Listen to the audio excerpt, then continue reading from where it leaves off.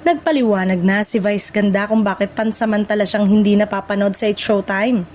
Ayon sa kanya, nagdesisyon muna siyang magpahinga matapos ang sunod-sunod na trabaho at commitments na kanyang hinarap nitong mga nakaraang buwan. Ibinahagi ng Unkaboggable star na ramdam na rin niya ang matinding pagod, kaya naisip niyang kailangan munang mag-slow down. Para sa kanya, mahalagang pakinggan ang sariling katawan at emosyon upang maiwasan ang burnout at mapanatili ang sigla sa trabaho. Aminado rin si Vice na hindi biro ang kanyang schedule bilang isang artista at host, lalo na't sabay-sabay ang kanyang mga proyekto sa telebisyon, live shows at iba pang commitments. Dahil dito, nakita niya ang tamang panahon na rin para bigyan ng oras ang sarili at makabawi ng lakas.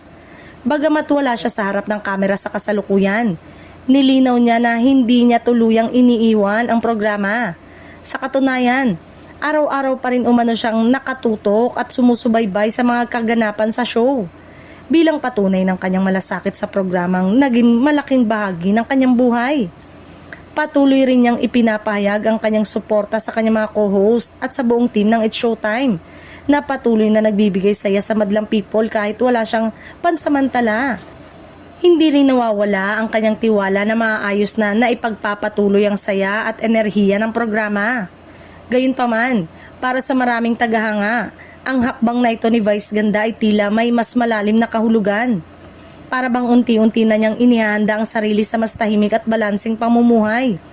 Isang posibleng senyales na darating din ang panahon na pipiliin niyang magpahinga ng mas matagal muna sa mundo ng showbiz. Ngunit sa ngayon, malinaw na mas pinahalaga na ni Vice Ganda ang kanyang kalusugan, kapayapaan ng isip at personal na kaligayahan, mga bagay na hindi kayang tumbasan ng anumang tagumpay sa industriya.